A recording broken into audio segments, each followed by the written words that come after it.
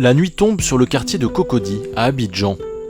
Dans ses bureaux, Kyle Lumumba s'apprête comme chaque soir à lancer une discussion sur les réseaux sociaux. Ce spécialiste de la communication digitale a eu l'idée, en pleine crise sanitaire, de faire parler les entrepreneurs des problèmes qu'ils rencontrent. Une discussion suivie par des dizaines de personnes en direct. Salut Eva. Salut Kyle. Ça va? Salut. Ce soir-là, Eva So, patronne d'une start-up sénégalaise, est à l'honneur. Pendant 1 heure sur Instagram, elle se confie sur ses difficultés et les solutions mises en place pour faire face dans cette période difficile. Des questions lui sont posées par les internautes et c'est Kai qui fait le modérateur. Il y a Sarah qui demande, est-ce que concrètement vous avez prévu de faire quelque chose concernant cette crise? Est-ce que je dois mettre les gens au chômage technique? Est-ce que on doit les mettre en chômage partiel? Donc il y a énormément d'incertitudes. À l'heure de la distanciation sociale, ce jeune patron veut maintenir le lien via le digital. En fait, l'idée, c'est vraiment de trouver les ingrédients pour se réinventer dans les méthodes de travail. C'est vrai qu'on est tous chez nous, mais il faut développer encore plus de communication pour que les gens ne sentent pas qu'ils sont coupés de vous. Donc, appelez les clients tous les jours, appelez les partenaires tous les jours, appelez vos employés tous les jours. Vraiment développer une proximité. Réinventer sa façon de travailler, c'est le grand défi des entreprises ivoiriennes dans cette période de crise sanitaire. Des commerces informels aux PME, les entrepreneurs n'ont plus le choix s'ils veulent survivre. Depuis que l'épidémie s'est installée en Côte d'Ivoire, nombreux ont dû réduire drastiquement leur activité pour respecter les nouvelles mesures d'hygiène et empêcher la progression de la maladie. Afin d'éviter de mettre la clé sous la porte, tous doivent désormais s'adapter pour affronter la crise économique entraînée par le coronavirus.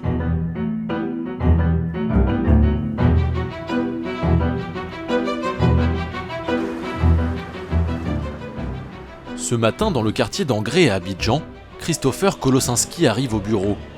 Salut, parfait. Depuis quelques jours, il a changé ses habitudes. Fini les contacts physiques avec ses collègues, sa première obligation, c'est maintenant de se désinfecter les mains au gel hydroalcoolique, tout en prenant soin de garder ses distances. On respecte les mesures barrières mises en place par le gouvernement. En temps normal, il n'est pas possible de respecter la distance d'un mètre. Donc c'est surtout cette mesure-là qui nous a poussé à envoyer très tôt 75% du staff à la maison pour travailler en télétravail. Le télétravail, la nouvelle organisation mise en place par Christopher Kolosinski dès les débuts de la crise sanitaire. Dans cette société qui vend des panneaux solaires à crédit aux ménages modestes, ils ne sont plus qu'une dizaine à travailler au siège, contre 60 en temps normal. Seuls les chefs d'équipe viennent au bureau et tous les matins, chacun appelle ses collaborateurs pour un briefing quotidien, mais à distance. Ça va? Comment ça va? Comment ça s'est passé la journée de travail hier?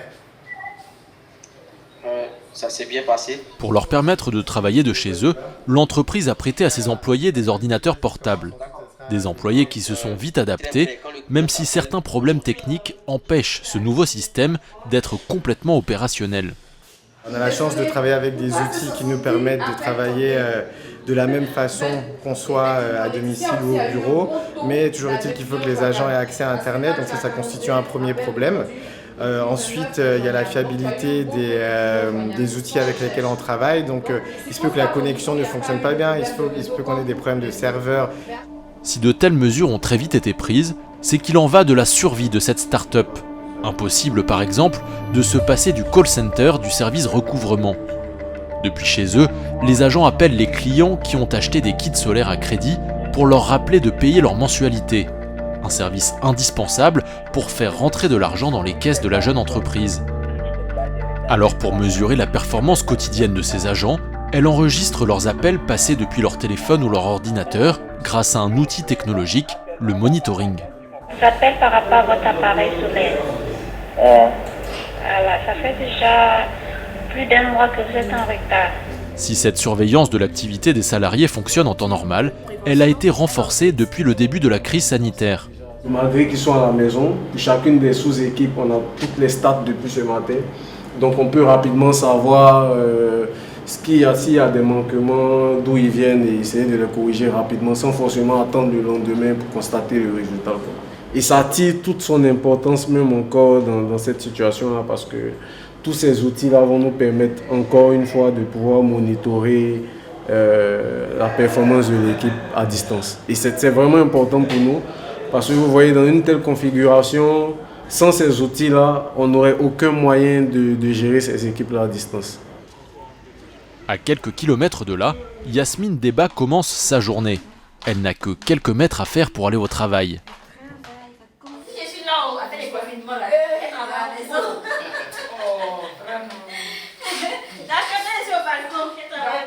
Yasmine est l'une des agents du service recouvrement de l'entreprise de kits solaires. Et c'est sur ce balcon que la jeune femme a installé son bureau.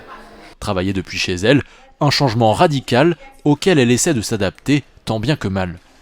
On est en confinement, mais on n'est pas en vacances, on n'est pas en congé. Hein. Le travail continue. Il continue bien qu'on soit à la maison.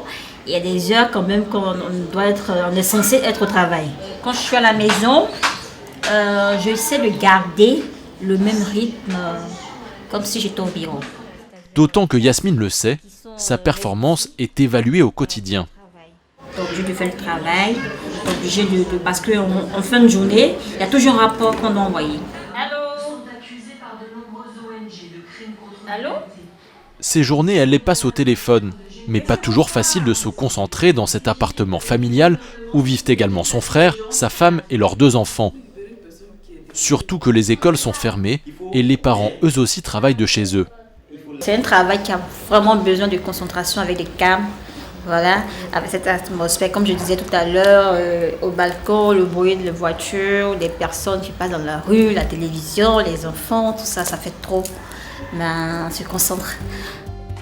Si dans le secteur des services, les employés vont pouvoir continuer en télétravail, impossible de mettre en place cette méthode dans l'industrie.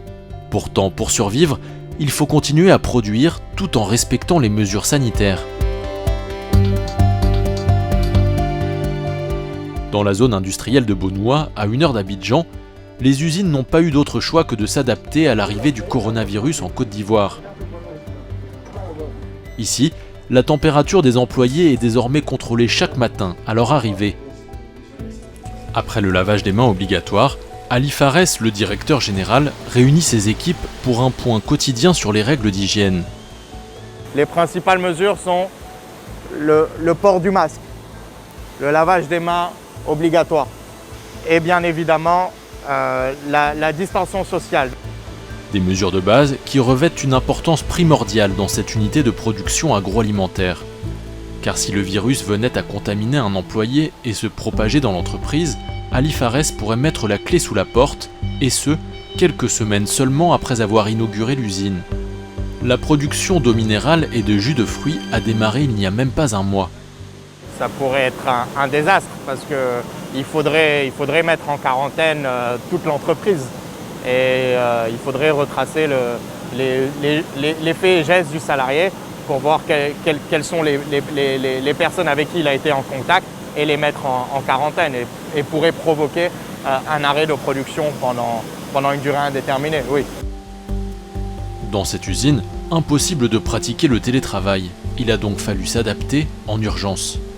Sur les lignes de production, les employés sont désormais moins nombreux, 28 au lieu de 40, pour respecter le mètre de distanciation réglementaire. Afin de maintenir le même niveau de production, les journées de travail du personnel restant ont été rallongées. La stratégie du directeur, produire tant que possible pour constituer des stocks et pouvoir ainsi continuer à livrer ses clients, même si l'usine devait s'arrêter de tourner. Pour l'instant, ça va, on réussit encore à gérer. Nous sommes chanceux, nous avons de grosses capacités de production, donc ça nous permet de produire des grosses quantités sur des petites plages horaires et donc réaménager notre personnel de travail. Donc pour l'instant, ça nous impacte peu. On espère que nos ventes vont justement pas décliner avec cette crise. JB, il va où ce camion? Là, on est en train de le charger pour SBB Socofrère. Ok. Voilà. Avec la crise du coronavirus, ce sont principalement les livraisons qui sont impactées. Car le couvre-feu décrété par le gouvernement s'applique également sur le transport de marchandises.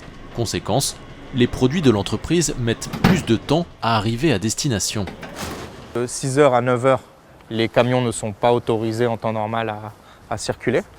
Et donc à cela s'ajoute un couvre-feu qui démarre à 21h jusqu'à 5h du matin. C'est-à-dire ce qui nous laisse très peu de temps pour pouvoir livrer nos clients de l'intérieur du pays. Sur Abidjan, ça ne pose pas réellement de problème, mais quand vous voulez livrer San Pedro, Daloa ou Korogo ou Mans, ce transport peut vous prendre plusieurs jours. Pour l'heure, les impacts financiers de la crise sont encore supportables pour cette grande entreprise qui s'est très vite adaptée à la nouvelle situation sanitaire. Mais les PME les plus petites, elles, sont encore plus exposées et craignent pour leur avenir.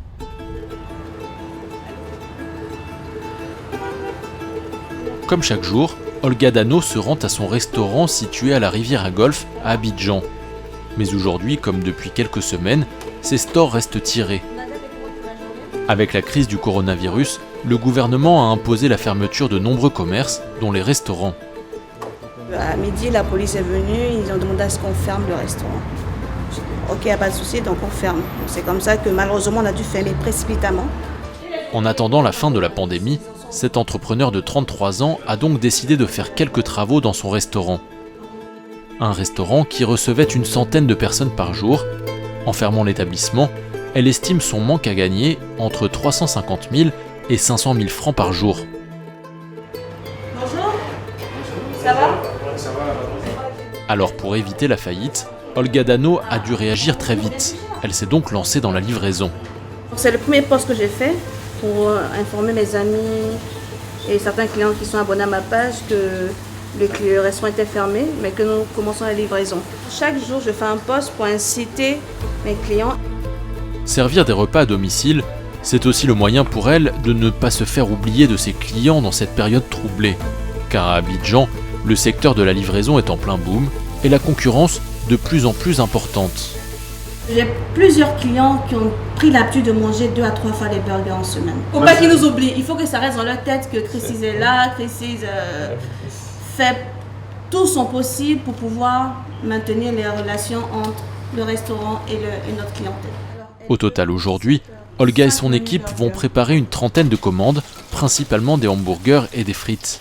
On a des commandes pour 11 heures, donc vous engagez déjà les frites pour 11 heures, on va engager les premières commandes. Problème pour l'entrepreneur, elle ne peut déjà plus livrer certains plats proposés sur sa carte. La raison ? Les matières premières comme le pain ou la farine commencent à manquer car ses fournisseurs connaissent eux aussi une baisse d'activité. Elle risque donc de devoir arrêter les livraisons dans les prochains jours. Pourtant, Olga l'assure, elle ne licenciera aucun de ses salariés, du moins au début. Je garantis le salaire, qu'on travaille ou pas, de ce mois et du mois d'avril.